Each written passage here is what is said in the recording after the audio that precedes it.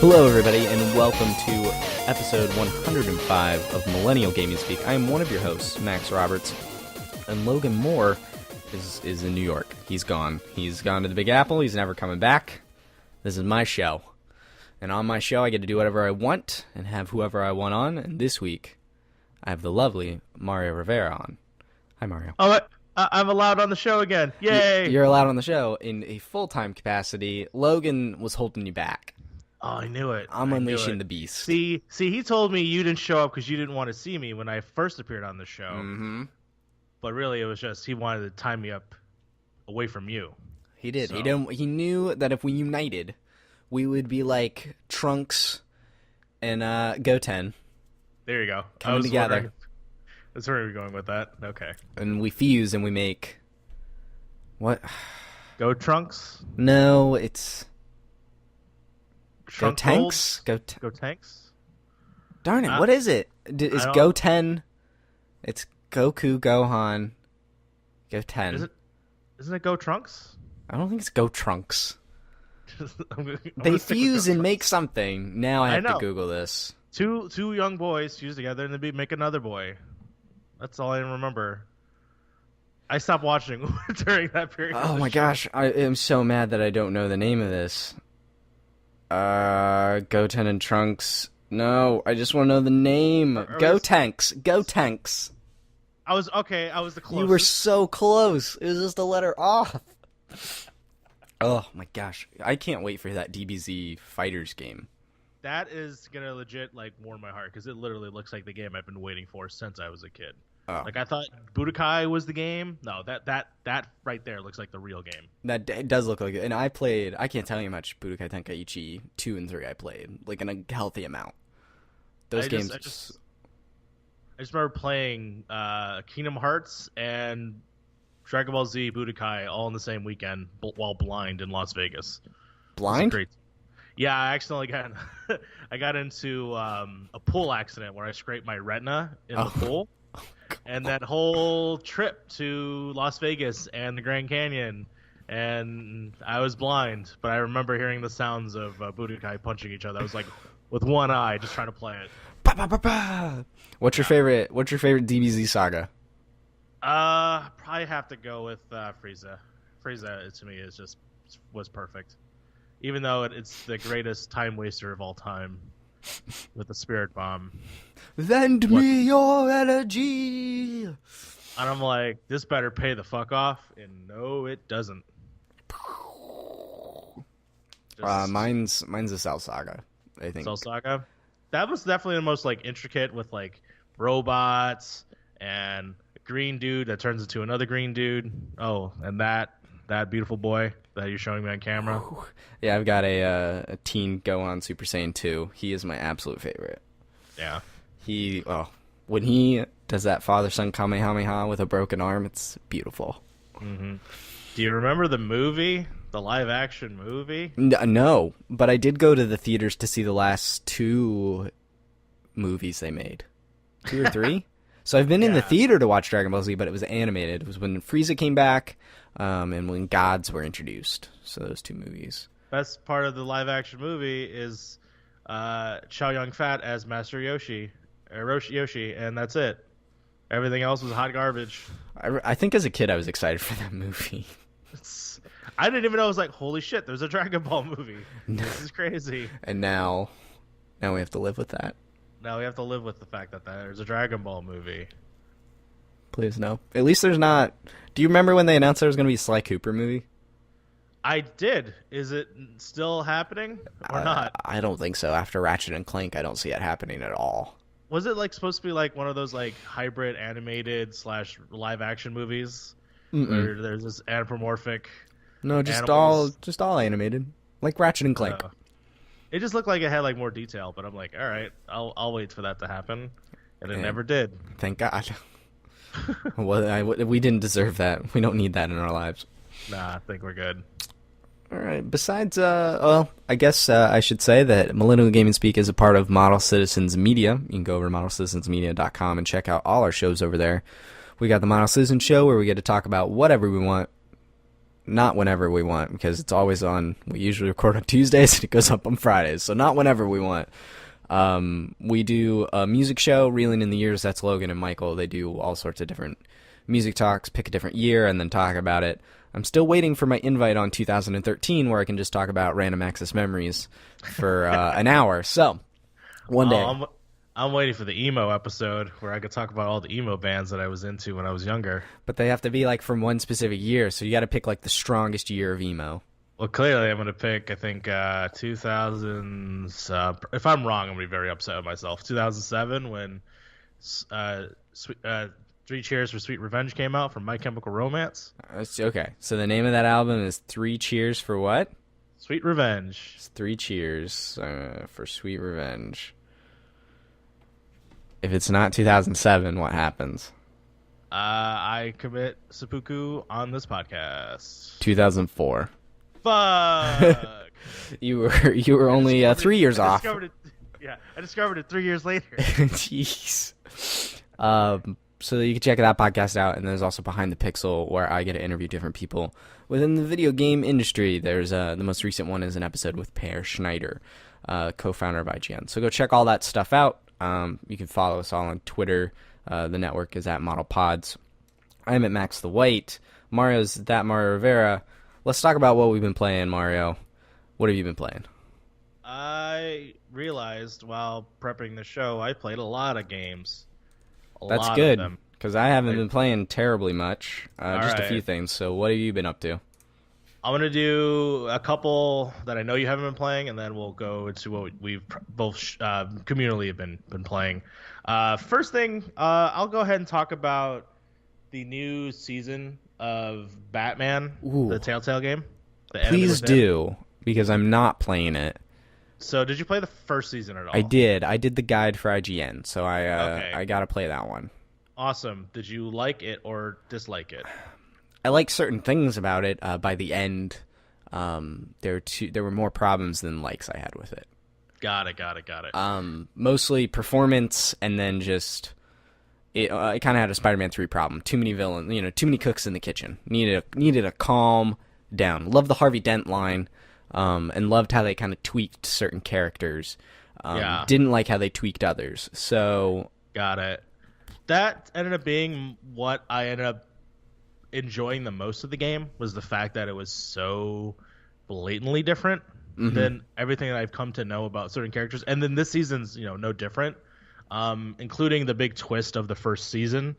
That was like, oh, that's never gonna stick, and it sticks throughout the whole game and continues on to this game. That's still a big part of it, and that's what made, I thought, this version of Batman pretty interesting.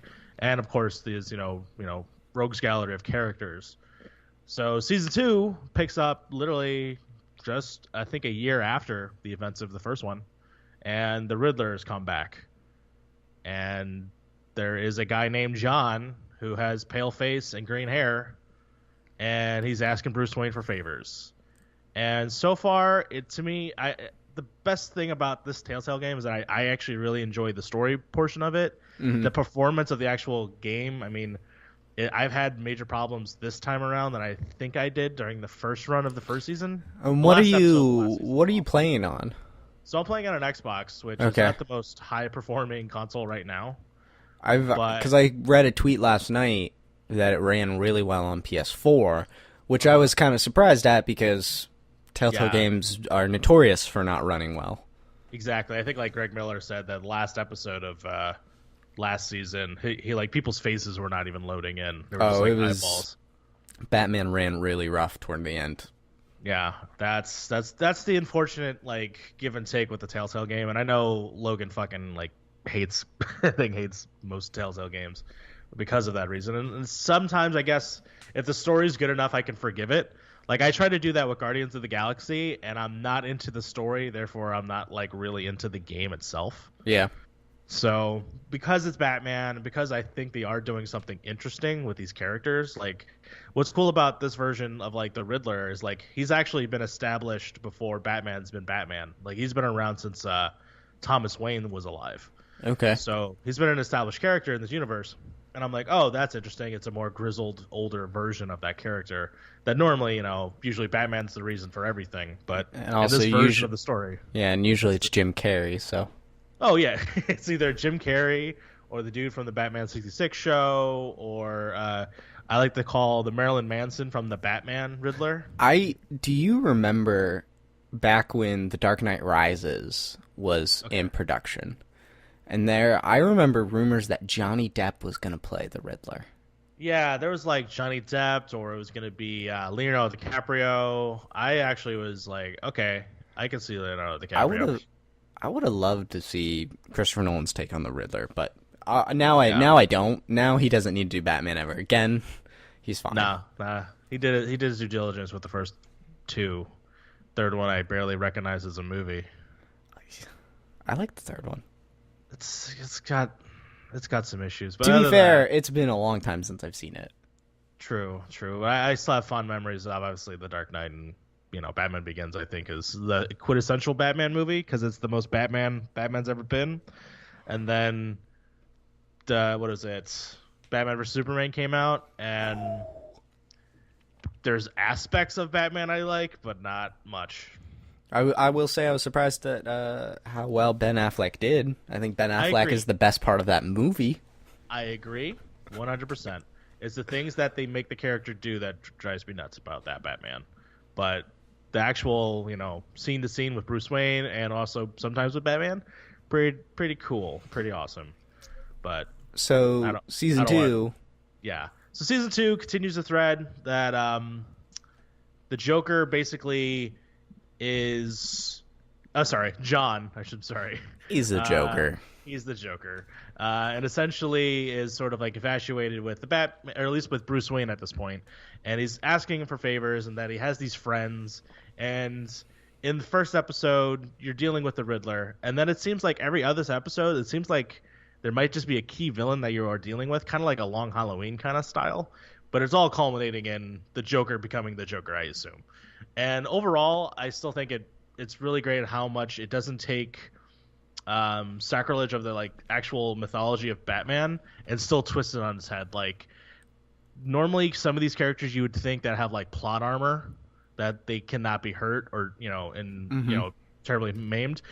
A very important character dies in the first episode, and I'm like, holy crap! I did not see that coming. Bruce dies in the first episode. First episode, he gets just shot, and then Alfred has to put on the cowl. That would be crazy if Alfred put on the cowl. Has that ever been done before? Yeah, I think so. Has to be. If not, DC, there you go. $1 million idea. Alfred puts on the cowl. I mean, like a couple years ago, it was Commissioner Gordon put on the cowl because they thought. Yeah, I swear to God. That's crazy. He put it on. He kept the mustache. Because no one would recognize that. Yeah, for like a couple issues, and then I think he had to shave it. And then he was like, who the fuck is that redhead guy? And then, like, because he was so old, he had to have, like, a robot version of a suit that he would get into and then actually beat up people. Is that the robot Batman suit thing I heard some fuss about back then? I think so, yeah. So it was him in the suit the whole time. It was he had, like, this weird, like, sleek, like, almost Batman Beyond kind of costume. Mm-hmm. But then, like, obviously he couldn't fight crime alone in that, so they gave him a giant, like, almost Hulkbuster-esque Batman suit. Oh, good gravy. Yeah, and I'm pretty sure his Batmobile was a truck. All right, Commissioner Gordon, okay. My favorite Bat suit is the Batman Beyond one. It's a fantastic suit. It's the best. They should bring that show back, or at least make it more accessible. Everyone keeps saying, like, just make Batman Beyond with, like, Michael Keaton as fucking Bruce Wayne, and I'm like, yes, fucking do that. That sounds so good. Michael Keaton's wrapped up in Marvel now. I know, and he sounds like he might be there for a while. Not spoilers for Spider-Man: Homecoming. None at all. Promise. So, do you think season 2 then of Batman is going to be it shows promise? I think if you really like the story and like the idea that they're changing Batman's story and keeping it like a whole new version, but still true to Batman, I think you'll like this. Okay. I think you'll like the continuation that they're going with. It's almost felt like it was the same game. They just added another episode. Like it could just continue the story, and I personally like this. I talked about it with my friend for like hours with me, my girlfriend, on my YouTube channel, the first season.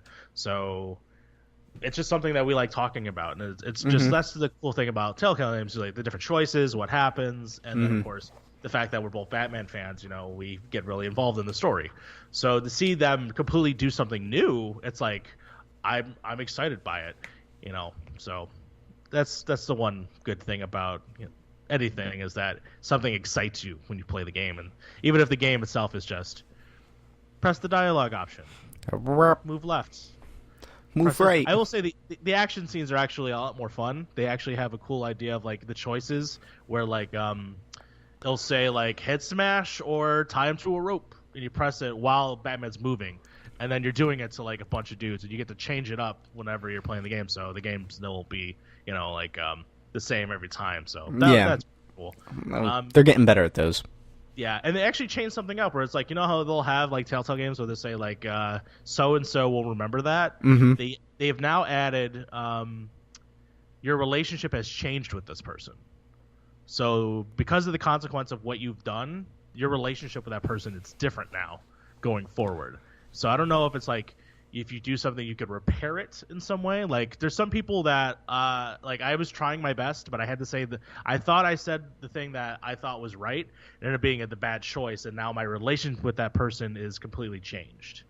And I find that interesting. I wonder how they're going to proceed with that going forward. They might be experimenting with it in Batman right now, because right now they've got going on Guardians, Batman, Minecraft, and they are planning on Wolf Among Us 2. Yes. And the final season of The Walking Dead, I believe, is kind of their slate right now. Which I'm very happy that's going to be over, to be honest. That's what brought me into Telltale games, was Walking Dead. It's the same for everyone. It's Walking Dead brings them in. I just want them to close the story and just, and I don't. What does that mean? What does the final chapter mean? Especially since The Walking Dead is a continuous thing that goes on, in comic books and TV shows. Like, even though this game ends, what happens to these characters? Clem dies. I mean, that's the only route to go, right? Baby AJ grabs the 9mm and blows her brains out. Boom! While he crawls away out of a window, and then of course finds two people in the distance. Right? It's gonna be just a remake first season. That's exactly how it's gonna go down. Yeah, I love Telltale games, despite their flaws. I do want a new engine, but we all want a new engine. But I also want a good ending for the Walking Dead story. I'm very, very curious about the Wolf Among Us. Like bring that baby back. Yeah, that was a blast. I got to replay that actually not too long ago, and it still holds up for my mind. So I think when Abby and I move in together, I think we'll replay that together, because we always play Telltale games together unless I do them for work. And so we've done all the Walking Dead together. We've done Wolf Among Us together. I feel like there's one more we've done. We started Game of Thrones but didn't finish it. I don't blame you. I did Tales for work. I did Batman for work. I feel like I'm forgetting one, but we play a lot of them together. I was shocked at how much my girlfriend actually, I think, enjoyed Tales. So Tales from the Borderlands is my favorite Telltale game.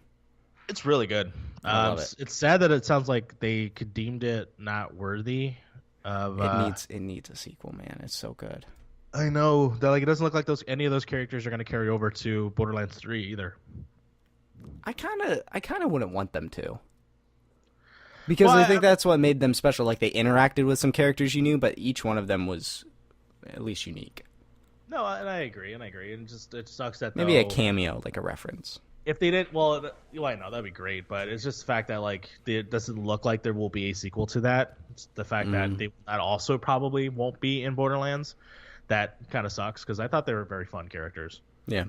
I almost thought that one particular character was just going to become another character at the end of the game, but Reese? yeah, I thought he would end up assuming another role that is inside his head. Oh. Being Yeah, vague, it's just in case someone's played it, but no, that could have happened. I could have seen that.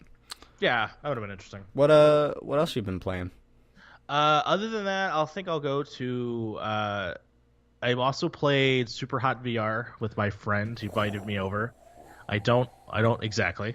The Matrix, John Woo, Face Off, all those games. It is in fact those movies.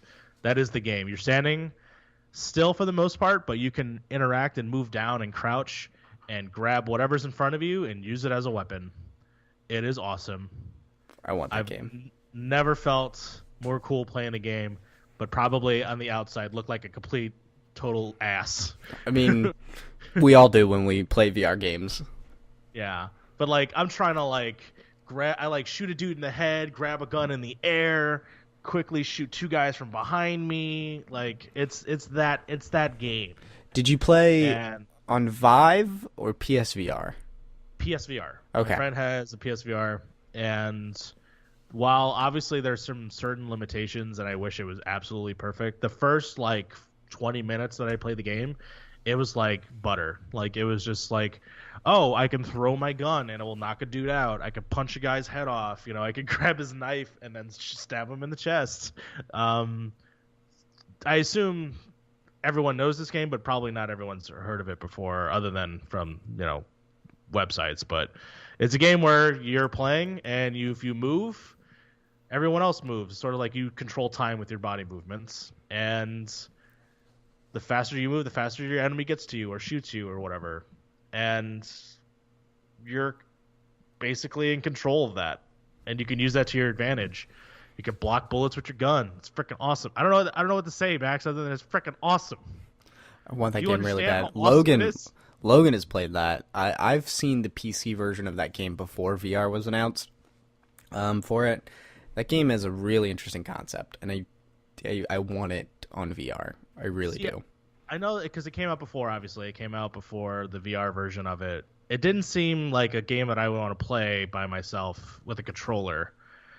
But you put a headset on me, and the guns are in my hands, and I'm doing sweet Matrix moves. Then you sell me on this game. I don't know what else to say. It's all I can say is if you find a headset, play that game. That's all I can really say. Play Super Hot. Everyone go play Super Hot in VR. Oh, I also played Kingdom Hearts 1. Finished that all the way through. I know I'm singing to the choir here. Did you just play it and beat it? Are you doing like the bonus bosses? Or did you just play it for story and kind of a refresh? I decided, I'm just gonna play for story, play Gotcha. for refresh. Kingdom Hearts 3 is around the corner, hopefully. Fingers crossed. Hopefully, yeah. But it's the 1.5, 2.5 HD remix, ultrasonic Magic version, Johnson Plus version. of the game is great because it's like 4 games, 4 and a playable bunch of movies? games, and 3 movies. Yeah, no, 2 movies. Yeah. 2 movies. The 2 third movies. movie's on 2.8. That's right. And I'm like, that's a sweet package. So that's going to last me a while. So I finished the first one in like less than 20 hours, and Yeah. that made me happy. Just being able to play What's it your again. What's your favorite world in Kingdom Hearts 1? Kingdom Hearts 1, playing it this time around, I can see how limited everything was. Yeah. As a kid, I still say it's a cross between either Aladdin or Halloween Town, only because aesthetically those are my movies, and that's what it was like. Holy crap, these are in this game. So playing them now, I'm just like, wow, this is super limited. Aladdin's world was weird though, because it's weirdly like vertical platformy. Mm-hmm. Like you got to get to the highest point to get like all the best treasures and stuff like that, and that was interesting this time around, realizing like, oh, there's a lot of ways to have to get to the top.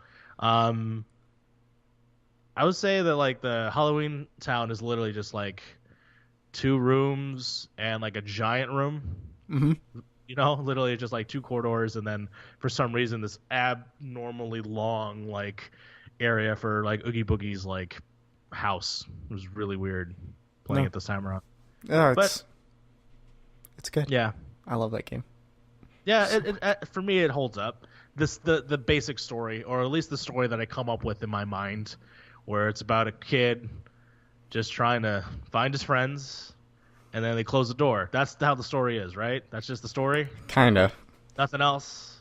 I No. don't need anything else. I just need a dude who goes to different worlds to find his friends, and then maybe is in love with a girl, voiced by Hayden Panettiere, right? Hayden Panettiere plays her. Who's Kyrie? I don't think Hayden is her. That was Hayden Panettiere. Am I wrong? I'm wrong a lot in this episode. Kingdom Hearts 1 Kyrie voice. How many Kingdom Hearts games have you played? I've only played the first 3, meaning Kingdom Hearts 1, Kingdom Hearts 2, and then the Game Boy Advance version. Chain of Memories. Of Chain of Memories. And I managed to... I think that's the only Game Boy Advance game I've ever beat. You're right. Yeah! Hayden Panettiere. And then Haley Joel Osment is the voice of Sora. Absolutely. And Billy Zane is the bad guy. Ansem, yep. And Billy Zane is a national treasure. In my mind. Is she only the voice of Kyrie in 1? Is she? I thought she was in 2 too. She might be. Now I gotta look at... Because Kyrie's in more than just 1 and 2. Oh, I know that. But but the voices, don't they only have voice in like 2 of the games in the beginning? Just Chain of Memories. Is there any voice? Some of the PS2 stuff has like voice. A low res JPEG, like MPJ. Yeah, video on the GBA. Yeah. I feel like the PS2 version had some voice, like limited, but I could be wrong about that. I think it does. And then there was Birth by Sleep and Dream Drop Distance. Those would have voice as well. No. Did not even touch those. At that point, I'm like, Kingdom Hearts is a console game. So does that mean then you will play... Will you replay Chain of Memories? Because that's in your collection. And then will you play Birth by Sleep? I will, because now they become console games. They grow up. They went to college, and they got their degrees, and I'm going to play them now. Okay. Hopefully. Let me know what you think of Birth by Sleep when you get to it. I will say this: I'm not looking forward to that game. No. I know you said it's your favorite, but I'm just not looking forward to it because, like I told you, Kingdom Hearts is a story about a boy who tries to find his friends and close the door. And now it's going to be about 3 other people's and keys and doors and duplicates, and it's still about finding your friends. That's all. That's the only tie that I need for Kingdom Hearts is that I need to still find my friends. Don't worry, you still have to track people down. Great. I think Birth by Sleep did some interesting stuff, especially being a PSP game with a narrative structure and stuff. It was a fun way for them to experiment. And you see a little bit of that as well in Dream Drop Distance, where they had 2 separate paths, kind of with Sora and Riku. So okay. That is the one game I don't have yet, is the 1.5, 2.5 remix collection for my PS4. I have everything else right there. I just don't have that one yet. I felt like, I already own... I think I own 3 copies of Kingdom Hearts 1, possibly 4. Like, I think I could have waited for my 4th or 5th. Yeah, like the standard issue one, and then the greatest hits one. I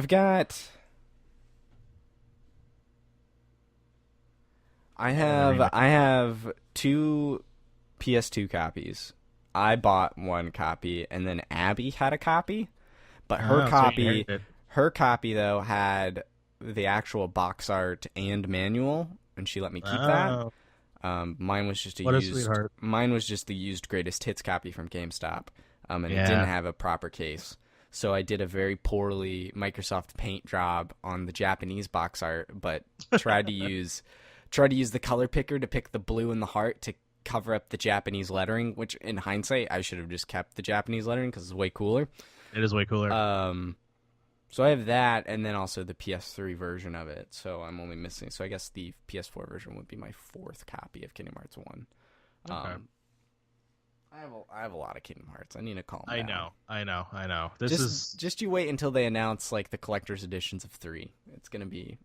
Oh, we will ruin the Model Citizen show just by talking more about Kingdom Hearts. It's gonna be so good. Yes. You guys are gonna be sick of me. It's gonna be great. Yeah. Anything else? the last thing, and that's what I want to tie with you. I finally finished Persona 5.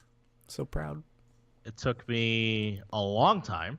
What was the in-game clock at? About 87. Okay. So 87 hours. I guess that's not, the longest time. I've seen people do even longer than that.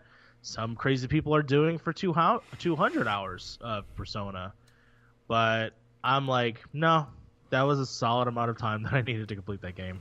85 hours. Probably will not touch that game in a long, long time. Until they announce it for Switch.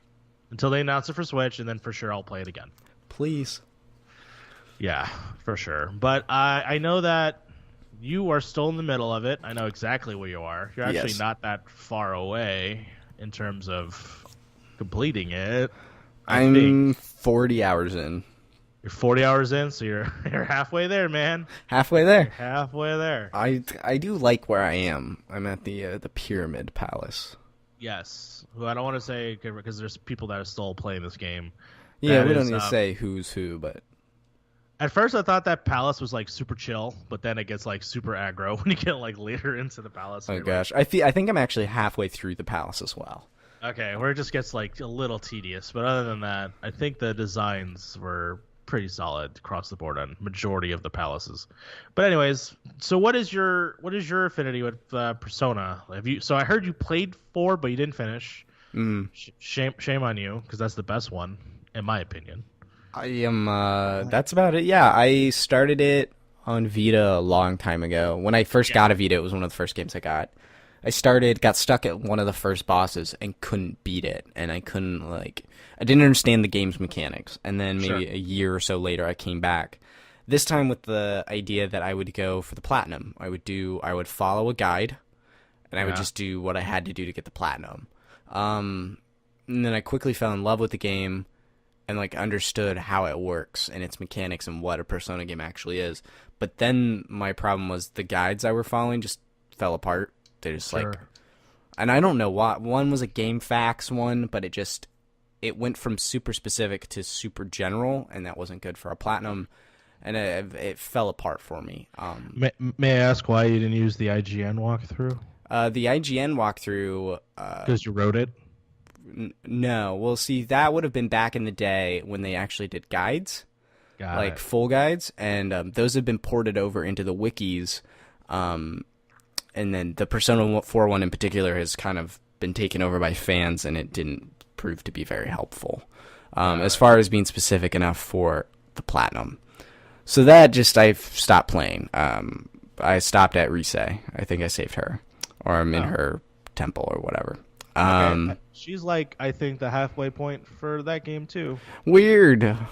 And then sounds like a trend. Yeah, it's all the same. So Persona 5, I knew what I was getting into because I knew how the game worked, and I wanted it, and that steel case is still the nicest steel case I've ever seen. It's really gorgeous. I'm so glad that I bought it. It's so hot. And I played that game, and I was loving it, having a great old time, and I don't know why I stopped, but I did. It's not... I was playing something else, I guess, and now I'm finding, I know where I am, and I keep reminding myself pretty regularly, don't forget where you are in Persona. Don't forget, because if I forget, then I'm never going to go back. Yeah. So I'm like, no, I remember exactly where I am and what I was doing. It's the same problem I have with Horizon Zero Dawn, because now I believe I'm halfway through that game, and for some reason I hit a wall, or I think that wall was called Zelda, and then I just decided to just abandon a very gorgeous,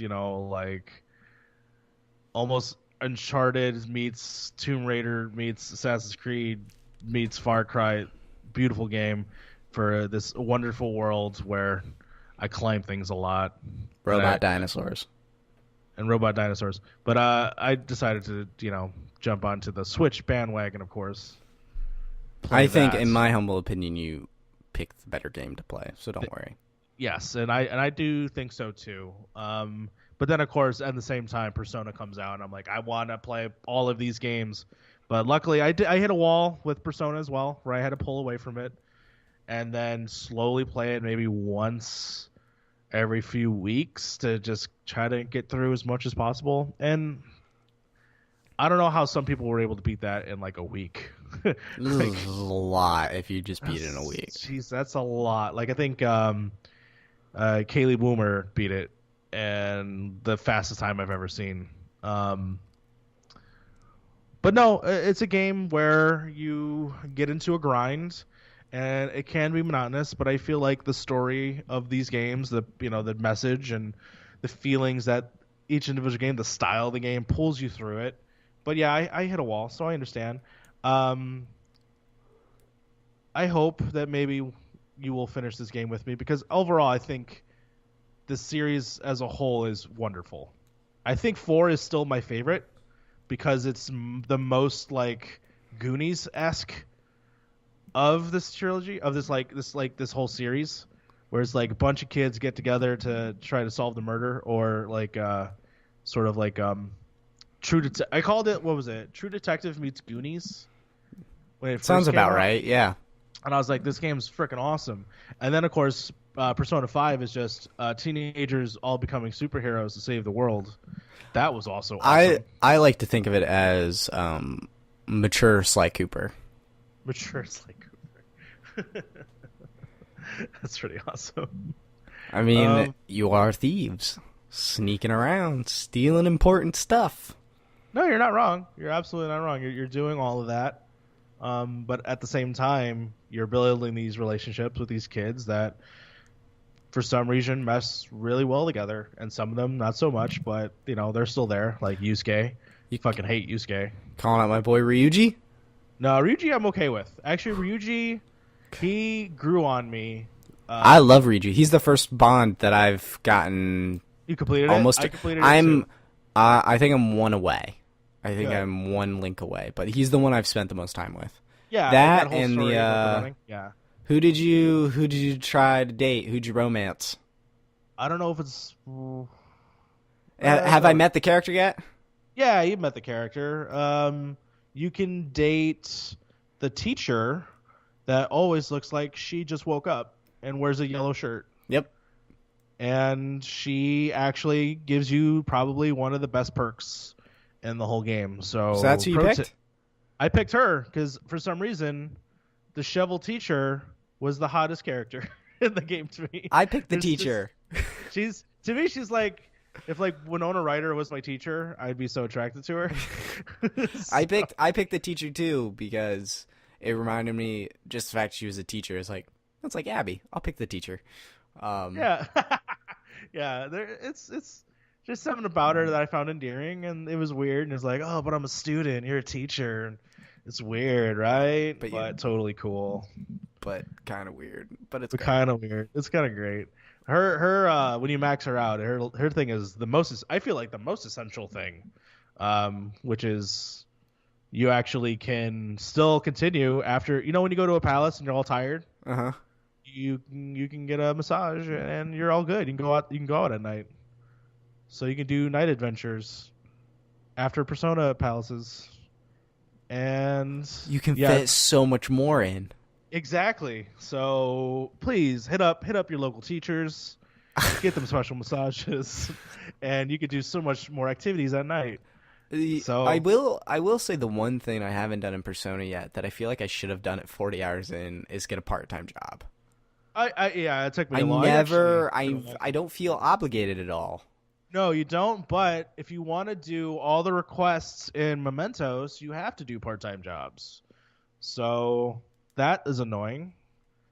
But now I work at the flower shop, and I get my charm up, but I heard that there were some ruffians. They were fighting, and then I got their names, and then I went to Mementos, and I made them good boys. Yeah, you did. That's what happens when you do part-time jobs. You learn about these other requests that you get to go into Mementos. So even if you're not doing those, then that's fine. That I will say it doesn't end the game. You'll never get the platinum.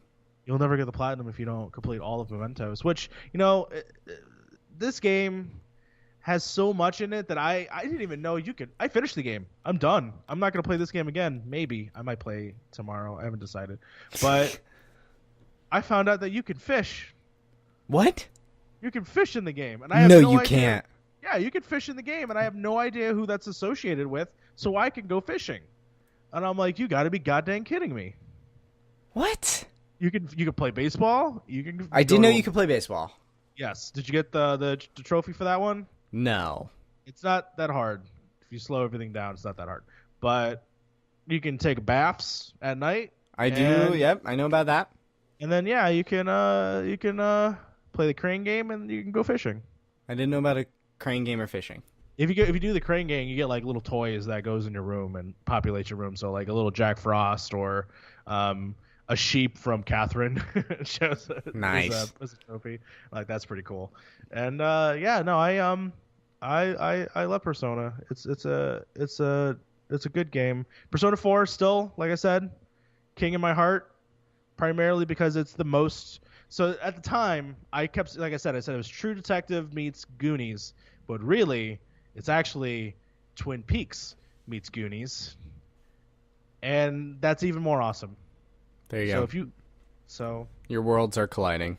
Yeah, which is funny because I actually didn't know. So the Velvet Room, that's just a straight ripoff of Twin Peaks. Is it? It is. I had no idea, and then I looked it up. And I'm like, yeah, goddamn right.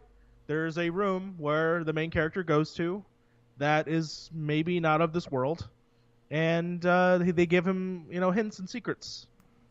And I'm like, I knew there was a reason why I love this series, because it's just like Twin Peaks. Boom, bada bing. Is that it? Is that all you've been playing? That's about it. I did play like a huge session of Crash Bandicoot, but there's not much to say other than my I want to throw the controller at the TV, but I'm having a good time, I believe. You think so? I believe I am. Nice. I feel like this is the sensation people get for Bloodborne.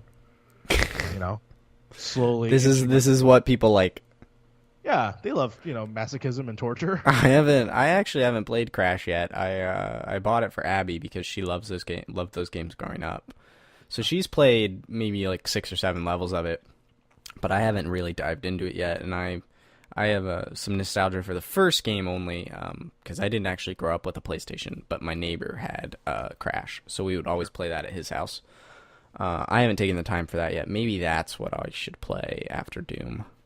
After Doom is going to be Uncharted. So I feel like you do a couple levels, you stop. Go back later, do a couple levels, you stop. Yeah, so. That's kind of how I'm with Doom right now. Like I played a level and stopped, and then came back later and played another one. Doom is a fantastic example of that. Just kind of like I get my fill, like my heavy metal fill. And then yeah, exactly. Mm-hmm. Speaking of Doom, that's what I've been playing. I'm like 3 levels deep. The game is wicked fast. Deep in that Doom. Oh my gosh, it's so fast. It's unreal. It's awesome. Is it?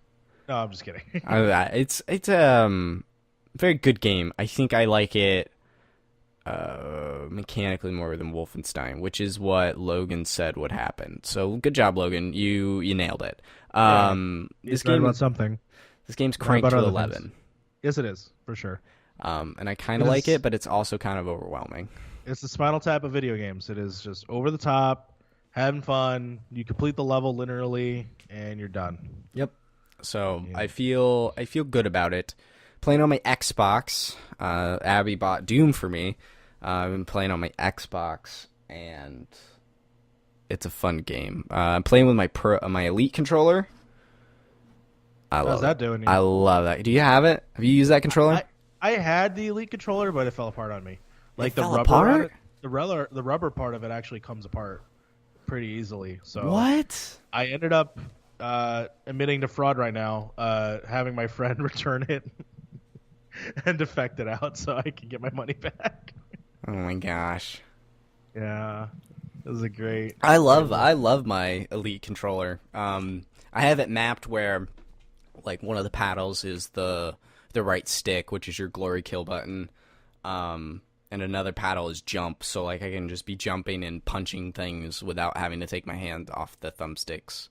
No, that's great. To shoot. I love that controller. It's probably one of my favorites. It's kind of funny probably two of my 3 favorite controllers ever have come out in this generation, so it's great. I have the Elite, the Switch Pro, and then the Wavebird, GameCube Wavebird, will always be my favorite. Oh, interesting. I love that controller. Other than that, I haven't really played a lot. I played some Nex Machina for the first time. I finally sat down and was like, I just need to play something quick. So all three of you guys, you, Logan, and Mike, all talk about this game. I haven't played any of the Housemarque games. Not even Resogun? And they follow. No, I guess I did. I just because I completely separate that game from being part of them because it's a totally different kind of game, right? But it's like, I mean, it's in line twin stick shooter. It's more like Super Stardust than it would be to Dead Nation. Sure. But Nex Machina is kind of like Dead Nation and Resogun mashed together. Okay, then I'll say that I haven't played that version of their like repertoire that they make. Mm-hmm. Like the top-down twin stick shooters. Yeah, I haven't played those games, but I played Resogun for sure. So did you like Resogun? I had a good time with it, but it's not like to me. It's one of those. This is gonna sound bad. It's like one of those games you find in like Project Gotham Racing when you're like looking at cars and you see that there's an arcade cabinet and you go play and it ends up being Geometry Wars. Just one of those kind of games where I'm like, I can take it or leave it. Yeah, like an arcade kind of game. Yeah, and I had a good time playing it. So please don't unfollow me, Housemarque, on Twitter. Please. No, I finally dove into it. I beat all 5 main worlds on like the easy setting. I decided to just do easy to kind of get a feel for the game, especially the late game. Is it story-based games, or are they just strictly like kind of like Doom, where it's just you can not care about the story and just destroy Nex things? Machina doesn't really have a story. There's an overarching story. Basically, it's just robots have taken over the world and humans are too obsessed with technology to pay attention. So you have to run around and save all the humans. They don't like come out and blatantly say that. They just tell it visually and with few minor art board cutscenes. The only game I've played of theirs that has specific story is Alienation, and I actually didn't really care for Alienation. So take that what you will. They're really good arcade games, and that's what I liked about Nex Machina. Gotcha. So I played a little bit of that. I got like 20 or 30% of the trophies in one run. That made me feel good. But the rest of the trophies are really hard, so we'll see if that ever comes out. But I think that's it as far as what I've been playing and what you and I have been playing. You ready to talk about that news? Let's get into the news. The news. No Man's Sky, that game, that bestseller game, got a patch, 1.3. Huge patch. And it seems like they're making No Man's Sky a little bit more like what they originally promised. Added, quote, 30 hours of story content. That is there's dialogue, I guess, and they tell you where to go. There's dialogue. What? Like actual voice recorded dialogue or no virtual? text boxes. But you're at least told what to do, and there seems to be some overarching story there. Then some basic multiplayer, where you can see other people. But you can't really interact with them. It sounds like it's the foundation for adding more complex, robust multiplayer. So that's kind of cool. Some new tools, just quality of life stuff, making the game all sorts of better, which is cool to hear. It's not going to get me to go back to that game. But I'm glad that Hello Games has ducked their head, kept quiet, and just put the work in to make their game better like what they want. What do you think about No Man's Sky in this new patch? For this new patch, there's definitely cool stuff that like you said, I'm hoping they are building the foundations of what they originally somewhat promised and not have Sean Murray lie to Stephen Colbert's face like he did. But jokes aside, I bought into the hype when the game first came out. I paid for it day one. You and me both. Played it. And there's videos of me just completely excited. Like, this is awesome. Then when I first took off a planet, I like lost my shit. Like, I was like, this is awesome. This is what I was looking for. And then 12 hours in, where I was doing the same thing over and over and over again on different planets across, trying to gun it to the ending. And then when you find out what's really there, I just like lost hope. I'm like, this game is it's just so disappointing in my mind of like it's quickly proves how shallow its original concept was. Absolutely. Like, I felt like I was definitely led to believe that there would be more content than there actually was when the game first came out, but ultimately it is as shallow as you just said. It's just you're exploring these planets, and they are gorgeous. I won't deny it. At the time, I thought they were gorgeous. Now it looks like there's actually like new graphical fidelity in the world. Someone The grass looks really good. Thanks, Kirk Hamilton, for informing me the grass looks good. Yeah, the grass looks real good. And I'm like, okay, I'm glad that they're at least still continuously updating, and I guess there's been multiple updates, in the last year or so. If this is the step where I can maybe jump back in, I want it to be like not the new Minecraft, but like the little cousin of Minecraft, where I'm like, I'll check back into that game and see what's going on. Space Minecraft. That would have been absolutely great. But I'm happy that people are gonna get more. That's really it. I'm really stoked for Sean Murray and Hello Games to keep working on this game. I know that has to be difficult. And so I'm proud. I'm proud of them for that, keeping quiet and just putting the work in.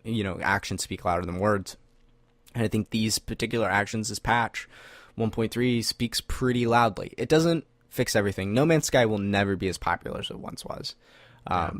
It will never, have a soaring, dedicated, loyal fan base like Minecraft or where it was in its hype at the time. But there is a loyal, dedicated fan base, and they are getting a better game. And new people might come in. There might be someone today that buys No Man's Sky and plays 1.3 like first. They never played the old game. So I think that's really cool that they're kind of breathing a second life into this game. Granted, it's just a small, quiet country life instead of a big, bustling city life where everyone knows who you are. So it's cool. I'm proud.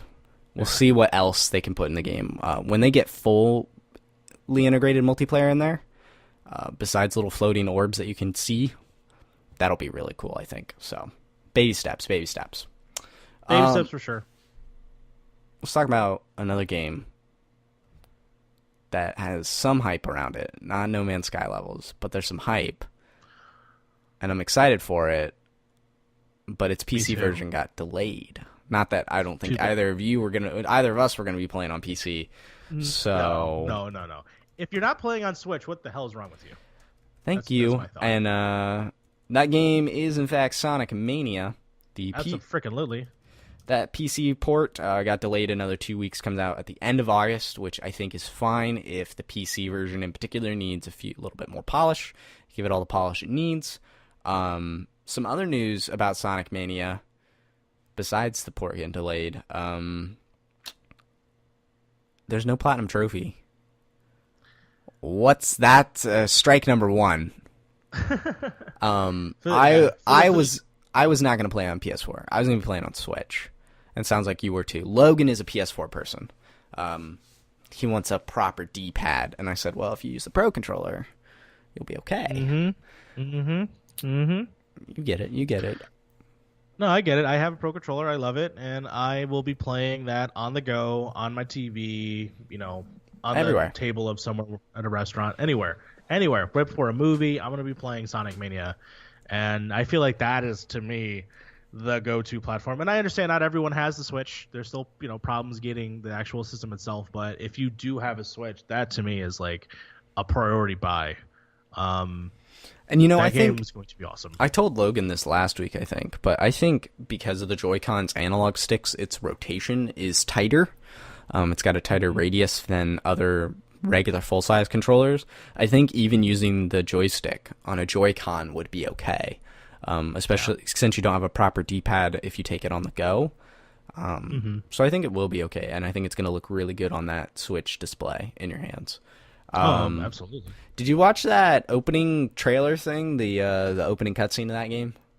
No, I'm going completely blind. Because apparently there's some other stuff in the game itself that's like supposed to be really awesome that I'm also just trying to avoid until I play the game. Gotcha. So, but you could tell me a little bit about it. It looks like a '90s cartoon, but just gorgeously animated. Really? It's really nice looking. I mean, it's just the opening cutscene of the game, so it's going to be the very first thing you see when you boot it up. I'm really getting stoked for this game. $20. It's going to be good. Comes out this Tuesday, along with like 3 other games. Play the old ones. You played that last week, right? We did last week. Episode 104 of Millennial Gaming Speak. We brought Play and Report back and talked about Sonic 1 and 2 and how those two games held up and how they're most likely going to be influencing Sonic Mania, because Sonic Mania is kind of the successor to Sonic 1, 2, 3, and Sonic and Knuckles. So We'll kind of see how that legacy shakes out. But that was really cool to go back and play those games.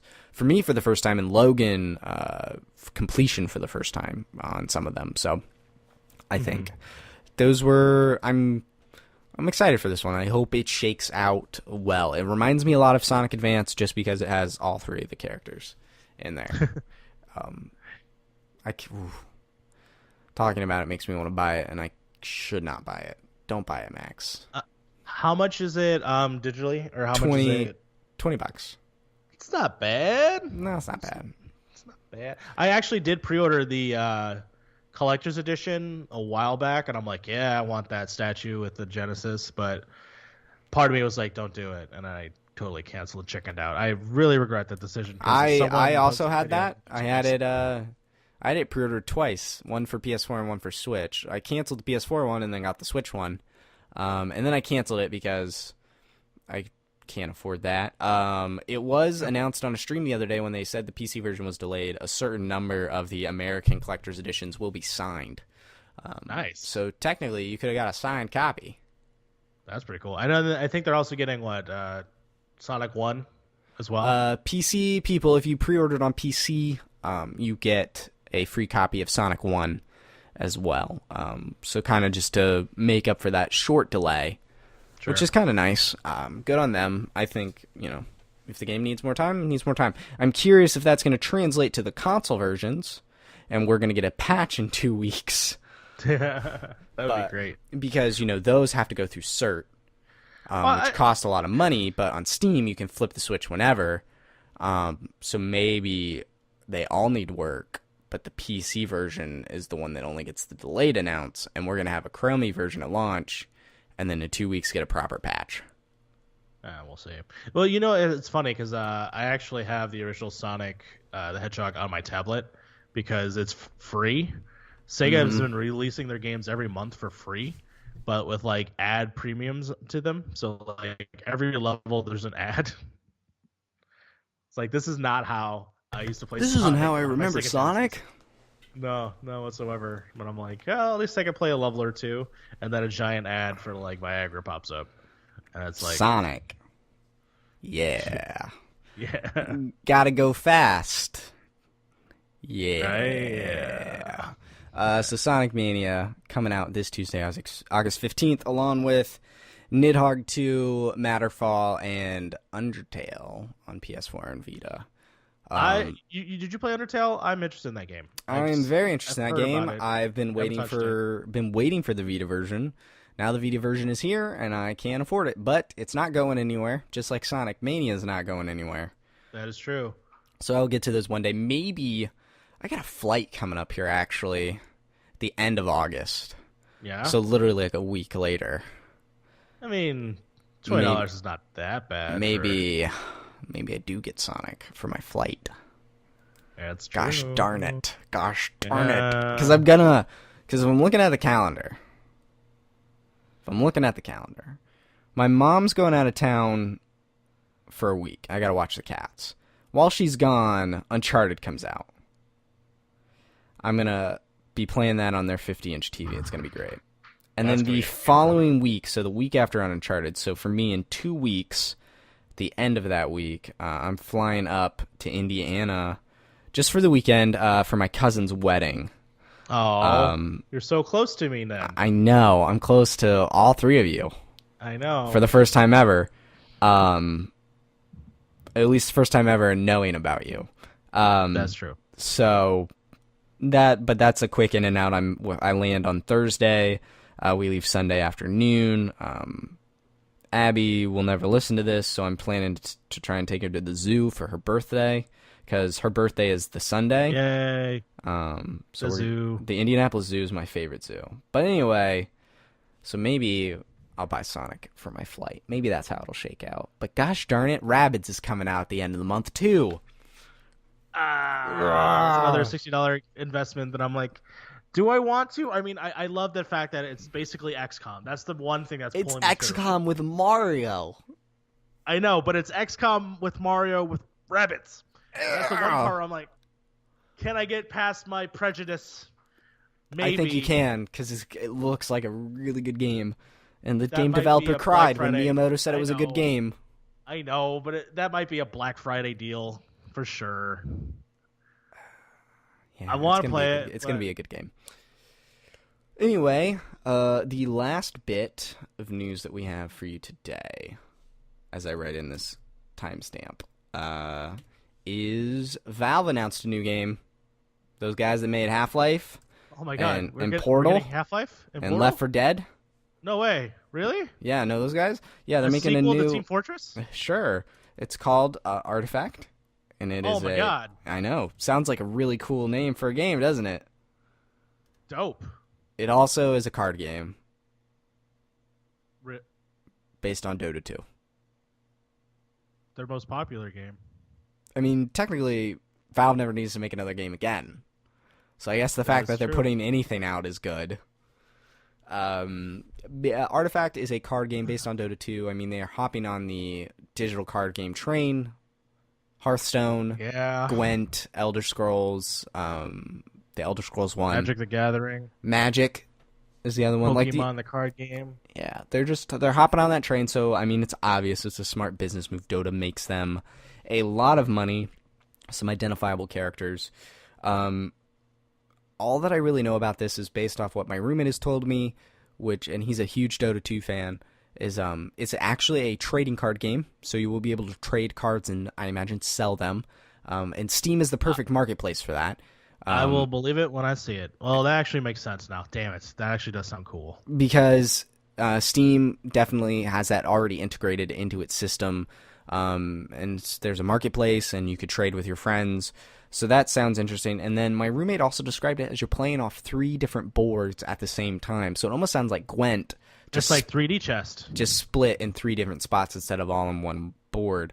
So we'll see how that shakes out.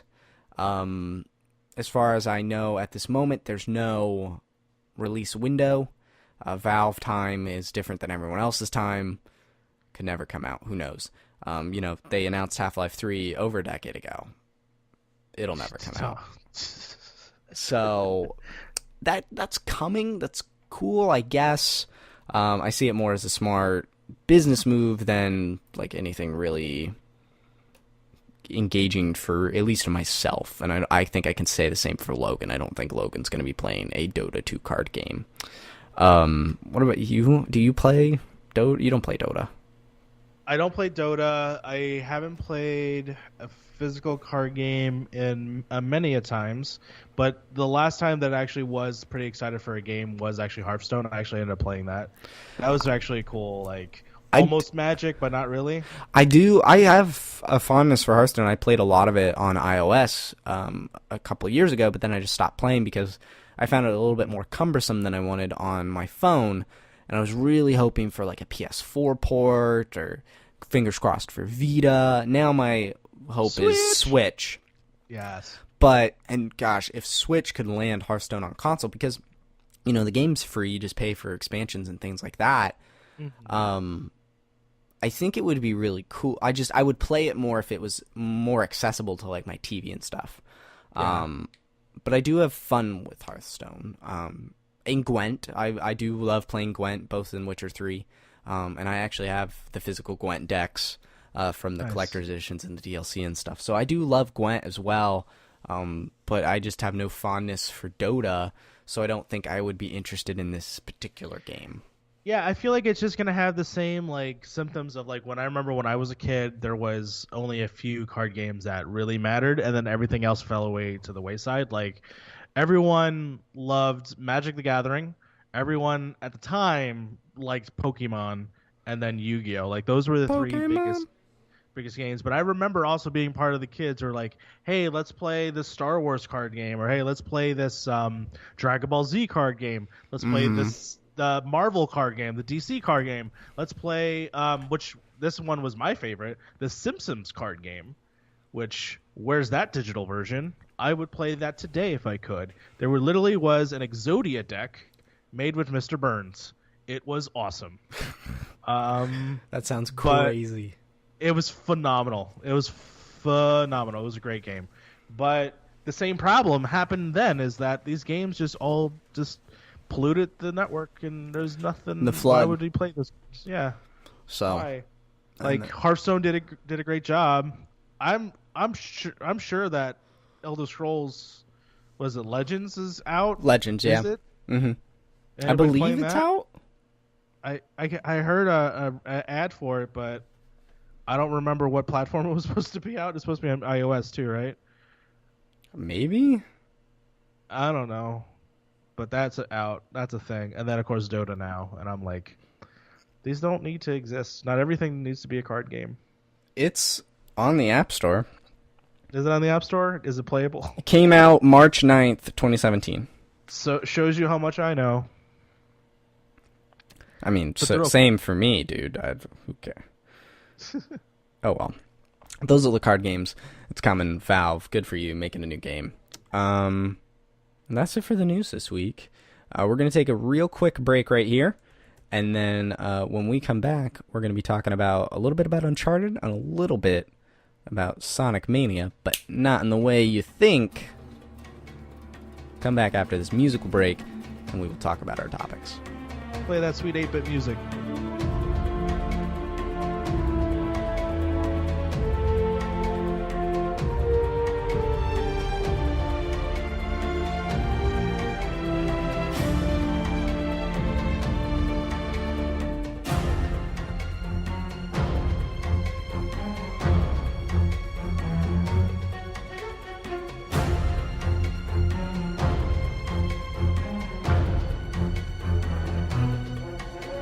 And welcome back to the show, everybody.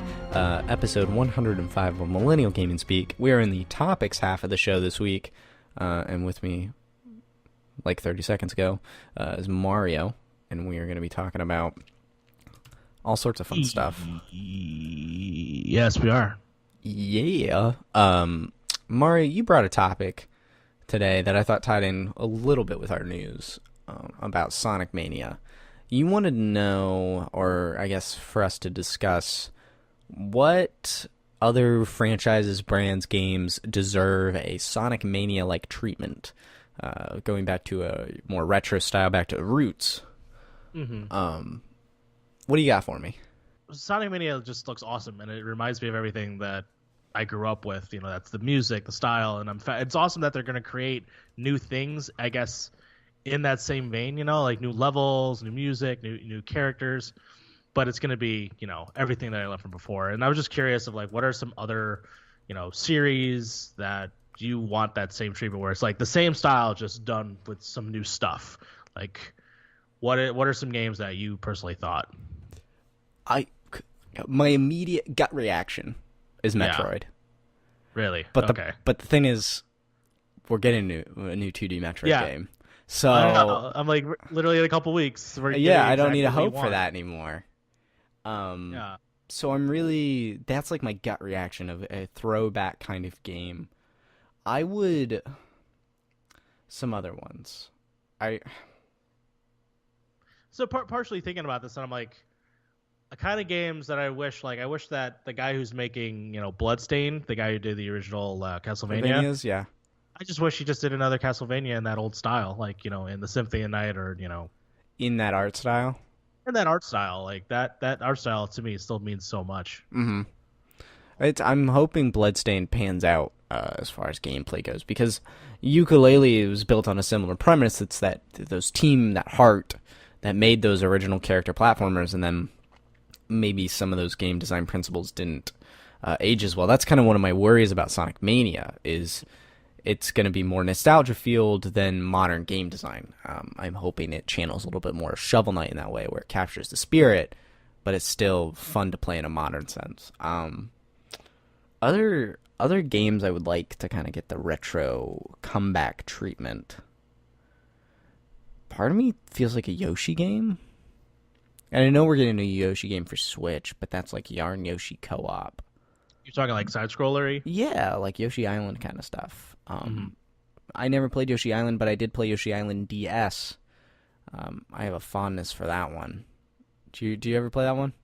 I have a somewhat absent history with Yoshi. I mean, obviously I know him as a character, but I've never played any of his games. I love the art style that I've seen, but I've never actually had like the opportunity to play those games or had those systems. Like that really started back on the Super Nintendo, right? Mm-hmm. It's actually, you'll be able to play it on the Super Nintendo Classic at the end of September. And oh my gosh, speaking of, those pre-orders are supposed to happen here within the next 2 to 3 weeks.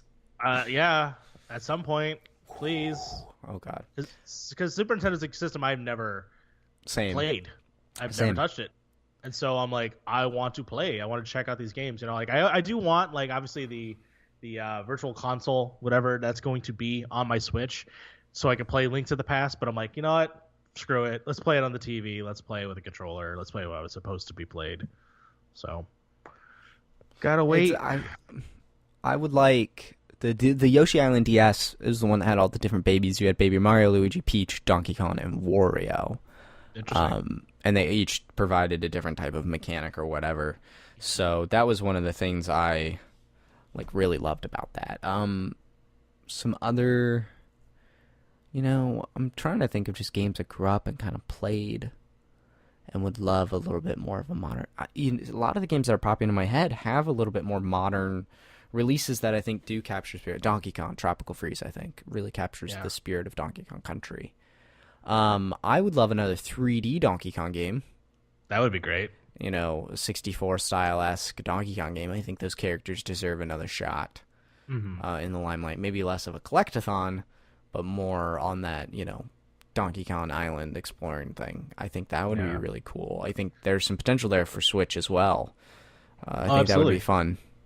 I have some misguided ones. Bring them on.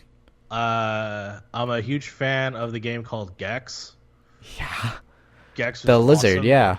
The lizard man who scrolls left to right and fights like monsters sometimes, jumps on things' heads, and has sunglasses. That game was fun. I for some reason, like, that popped in my head. I was like, I would love a Gex game again.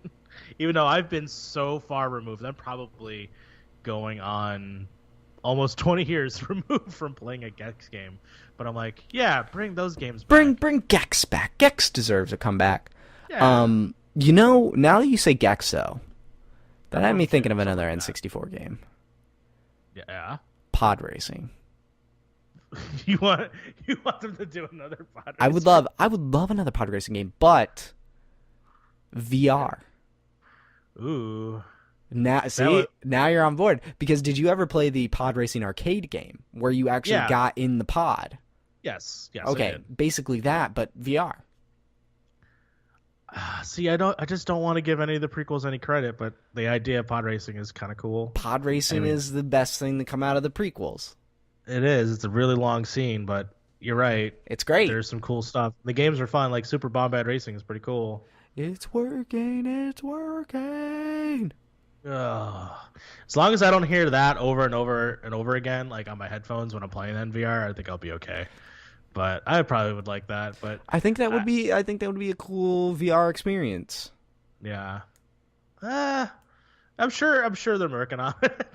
They're bringing back everything. They're gonna bring back the I would love VR. It. Please, episode 8 have pod racing in it. No, don't you ever. Don't. The Last Jedi? It's The Last Jedi's the name of their racing team. No. I would be great if like episode 8 was just Cool Runnings remake disguised in an episode of Star Wars, but it's pod racing. It's Fast and Furious Fast and the Furious, they trade for pink slips. But instead of pink slips, it's a galactic rule. So Emperor Snoke, like Lord Snoke, and Luke, and so Snoke is training Kylo Ren, Luke is training Rey, and they have to pod race. They have the pod race for rule of the galaxy. So I'd like an Earthworm Jim game too. Just completely make a left turn back into the topic. It's like, left turn in that pod. Right into a wall, said Boba. No, I mean, there's just certain things where I'm like, why can't we just have old things again, repackaged with new music, just brought back, like Gex, or Earthworm Jim, or Toe Jam and Earl, or the Aladdin games. Can I get a sequel to the Aladdin game? The Aladdin games on Genesis? On Genesis. Can I just get the music from the Aladdin game, but like new levels? It would make no sense, but I would love it. I mean, they are making a live-action Aladdin movie, so maybe it would make a little bit of sense. That would be cool. I wish they actually, you know how they had the Disney collection come out a couple weeks ago? The afternoon collection. Yeah, extra collection. Why don't they just do like Aladdin? There was a Lion King one. Lion King, and there was something else. There had to be something else so that they can make that into a package that they could sell. Lion King apparently is really terrible. They can't all be winners. What if it was like Lion King, Aladdin, and then like Jurassic Park, the Sega Genesis version, and they just put that all in a package? That'd be fine. There was I would love a skateboarding game. Yes. Why isn't there like a solid like Tony Hawk or I thought Skate was the other one. I really thought Tony Hawk Pro Skater 5 was going to be a comeback, and it wasn't because Activision rushed it out the door. They didn't let them make a proper skateboarding game. But one of the skateboarding games that I actually am quite fond of is Disney's Extreme Skateboarding Adventure. Did you ever play that? I think I did a long time ago, yeah. It's basically the Tony Hawk engine. So Jesus. all the moves you can do in Tony Hawk, just with your own avatar and then Disney characters in Disney worlds. Yeah. That game was amazing. You're skateboarding around Pizza Planet, and then you go to Zurg's Planet, or you're in the jungle with Tarzan, or Andy's room. Gosh, that game's so good. I want that game. I need that game on Virtual Console. I just wish they could bring back, like, I know they had like a big swath of like Sega Genesis games that they brought back on the Virtual Console, but there's still stuff where I wish that like we could get back. Like I was a huge fan of the Batman Forever Sega Genesis game. It's an awful game, real bad, but I remember playing it for way too long. Maybe played it for years. And I want all those licensed games to come back, even though they're probably really bad. There was a Casper game. Yeah, I play it all the time. A Toy Story 2 game. Yeah, like or Bugs. I remember, man, I would love for a Bugs Life PlayStation 1. That would be great. Right? That will not be on obviously the Switch, but man, would I love to play that again. But just this old games that I played as a kid. Some of them were probably real bad, but I want to play them again. I want to get the Sonic Mania treatment of, hey, here's that thing you liked when you were a kid with the 8-bit style or 16-bit or blast processing power. All the blast processing. There's some new levels. There's sequel to your old Sega Genesis games. Like, I just want all of them. Can I have all of them? Please. Fingers crossed. I'm letting you know. I want them. I'll pay for them. Back. Yeah, PlayStation, Xbox, whatever. Just I want to play them again. Technically, you might be able to with Xbox because OG Xbox backward compatibility is coming. That I'm excited for. You'll be able to put an Xbox disc in your Xbox One. Is that legit? Like they actually said that? Like yeah. I have the Crimson Skies disc still, so yeah, I'm going to be playing that day one that thing gets announced or it gets unlocked. That's gonna be great. Yeah, I hope a lot of games kind of get this treat. We'll see how it goes. Especially, it's interesting because Sonic Mania is like created by this team of people that make a lot of Sonic fan games. And Sega is giving them like full support to make this game. So I'm curious if other companies will watch this, see how it does, and Sega will watch and see how it does, and maybe we get maybe another Super Monkey Ball or something, kind of in those veins after stuff like this comes out, hopefully. Mm-hmm. We'll see how it all shakes out. But Yeah.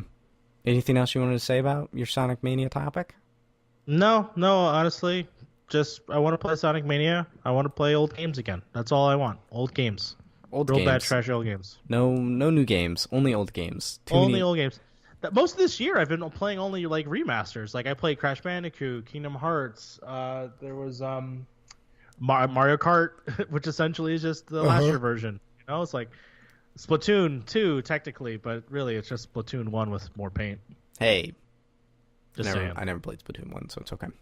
Yeah. My topic this week, I've been thinking about this one a lot lately. What makes Uncharted Uncharted? We've got Lost Legacy coming out in 2 weeks or a week now.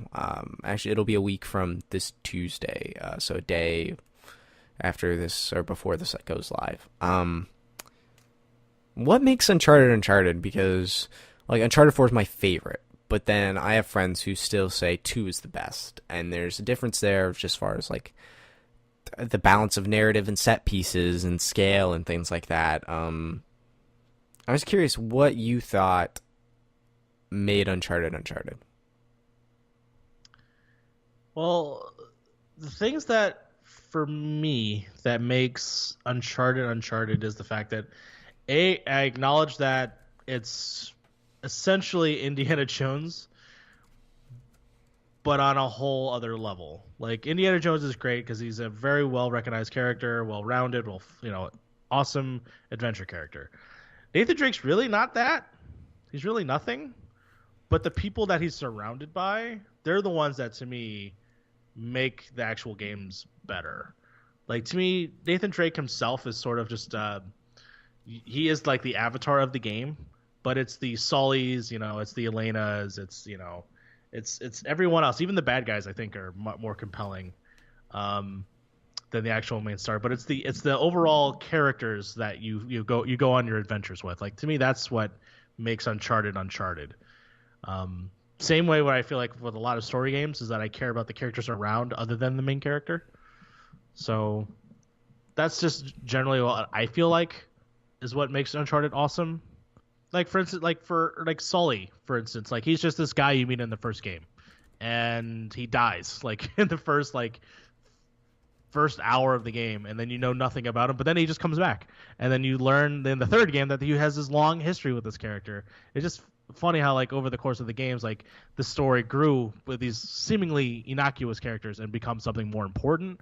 Elena is the typical in the first movie for me, just the one-off girl that could have been in any an Indiana Jones movie. In every Indiana Jones movie, there's always a new girl, except for of course the last really bad one. We don't talk about Skull Crystal. No, we don't. Never happened. We don't. Story progress. You care mostly about what's happening with them. Freeze again? No, you're good. Oh, okay. Sorry. No, you're fine, man. But as the stories go along, you care mostly about what happens with them as opposed to Nathan Drake. I think 4, the last game, was the one where I was like, okay, now I can care about Nathan Drake and what he goes because there's so much at stake with him. But for me, it is primarily the characters in the narrative. But I care about Drake as well in his journey with these people. He's the glue that holds them all together, I think. Sully, Elena, Chloe. I even love Cutter from 3. And I'm hoping Cutter makes a cameo in Lost Legacy. I see Cutter being referenced at some point in that game. That would be great. I'm sorry. I should have hit the mute button for that. It's the characters, and that's why I think 4 is my favorite, because the emotional stakes are so high for Nathan, with Elena and his long-lost brother and things like that. But also, the high-octane action, those set pieces, are awesome. I will never forget the cruise ship in 3.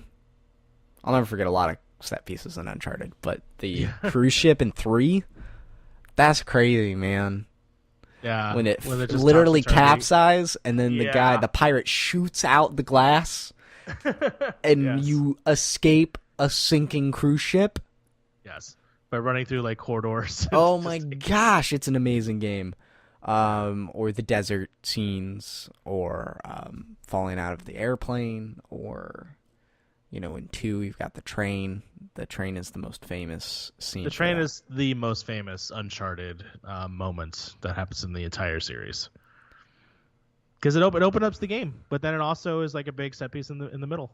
Yeah, they do really well there. And then you've got Madagascar. You've got the caravan and 4. Yes. You've got the pirate ships and gosh darn it, Yeah, the the pirate boat. ship like almost like ballista like art like complete fire where you're like falling, you're like swinging from the top and then you're making your way to the ground to save your friends, right? Yeah, Yeah, that was awesome. love that game. Yeah. That's kind of what makes Uncharted for me. I think for other people, and it's kind of why I've been thinking about it, is they see it more as like this. It's got this pace and rhythm and set pieces. It's not somber or serious, kind of like 4 was. It's almost pulpy. It's fun. Keep upbeat. Yeah. There can be occasionally the serious moment, but most of the time it's fun, it's witty, it's quick, it's snappy. Yeah. He is an infamous mass murderer and can survive anything. Yes. And yes, he's an infamous master. 4 kind of grounds him a bit more, and I think that's where a lot of people differ. And I'm curious where Lost Legacy is going to fit in that, because it is an Uncharted game without Nathan Drake. Yes. So does that translate over to these characters? Chloe was a character a lot of people requested for 4, somewhere to show up in 4. She is briefly mentioned along with Cutter. You don't see her, and now she's getting her comeback. And Nadine is probably getting better character development than she got in 4 as well, in Lost Legacy. And so it's going to be interesting to see how much of what makes Uncharted hinges on the character of Nathan Drake. And I think if it's got the world, I think if it's got the treasures, I think if it's got that snappy gunplay, and by snappy I mean like it's not good, but Yeah. I mean, I like it. I can see the flaws, but it's got that Uncharted gameplay and those set pieces. We'll see how much of the formula really does depend on Drake himself. Yeah, and like I said, I feel like it ultimately, I think it's maybe because you are that character, you're playing as Nathan, that I feel like I care about him the least out of everything. And I wonder if that's how I'm going to feel about Lost Legacy. It's like if I play as Chloe, that I'm going to care about the elements that are surrounding Chloe as opposed to the plight of Chloe. I don't know, maybe because I feel like I am invincible when I play those games. Like I never feel like I'm ever in much peril, and I don't feel like Chloe will be throughout that game. But other people around her, I still feel like crazy stuff could still happen to them. Like for instance, I thought Cutter was potentially going to die in the 3rd one, or I thought when you get to the cameraman in Uncharted 2, and just unceremoniously just off. I'm like, oh crap! Obviously, he was a completely nothing character, but I still was like, oh crap! Anything could happen. I would assume. Yeah, we'll see how it all shakes out. But I'm excited for this game. I don't know a lot about it. I've only seen the 2 different, like the trailer at E3 this year, and then the demo that they showed off to reveal the game back at PSX. Exactly. Don't know anything else beyond that, so I'm really excited to go in pretty fresh to this. It sounds like it's about an 8-hour game, so I'm all about it. This is confirmed to be after Uncharted 4, before the epilogue, correct? So it takes place after Nadine leaves? I believe it's definitely after Uncharted 4. Yeah, because okay. Nadine's deal. I do not know if it's after the epilogue. No. Or before the epilogue. I don't know if it's before or after. I just meant like it takes place, not in the future. I'm saying it takes place like Nadine, what she happens at the end of Uncharted 4. She is this character, and we see why she does the decisions that she does. And, why she's part of it. Like she clearly lost everything during Uncharted 4, so I'm interested to see as a character how she's going to grow. Because I was interested in her in 4, but she does nothing. She literally, you could have not had her in that game and it would have been the same. Yeah, exactly. But I'm like, I'm interested to see what she can do. She's clearly a badass, but you don't do anything with her character that I feel like warrants her to be there, other than maybe kick Nathan Drake out of a window once, and then that's about it. So that they're going to dedicate a whole game to this character, I'm cool with that. She is the newest person in the whole, series. Her and Sam, yeah. Yeah, so I'm like, all right, let's see what they do. It was funny when they were announcing, DLC for Uncharted 4. Everyone thought it was going to be Sully and Sam DLC. That's what I thought it would be. And I'm like, do I really want that? Because as much as, I come to like Sam in the course of 4, I still find him the most endearing character. So the fact that it is Chloe, I mean, that's pretty awesome. Mm-hmm. I think, Chloe's going to be great. I'm really, as we get closer to it, I'm getting more and more pumped for this game. And I'm excited to be going in so fresh. And I'm going to have this question in the back of my mind while I'm playing it. Like, is this as full-blown an Uncharted game as the rest of them? And I think it will be, because this is coming from Naughty Dog. This isn't like, I don't know if you ever saw this game, but there's a fourth Jak game. There is a fourth Jak game. And it's not Jak X Combat Racing. It's, I forget what it's exactly called, but it's like Jak is in the sky and he's flying planes and stuff. And that was made by a completely different studio. And the only reason I bring that up is, this has Naughty Dog on it. This is the team there. And I'm excited to see what they've cooked up. They're the ones that were like, you know what, we're going to do DLC. And they're like, you know what, this actually deserves to be something more. And I'm happy about that. Naughty Dog, they've had a pretty awesome track record. To me, they're the Pixar video games right now of doing an awesome streak of fantastic games.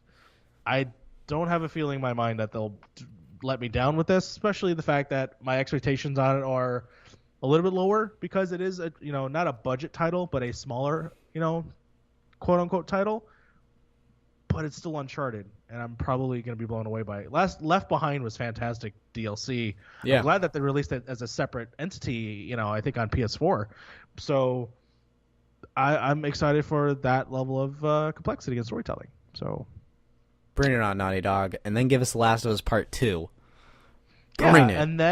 And then put the PS Vita version on PS4 so I could play that again, because I actually like that one a lot.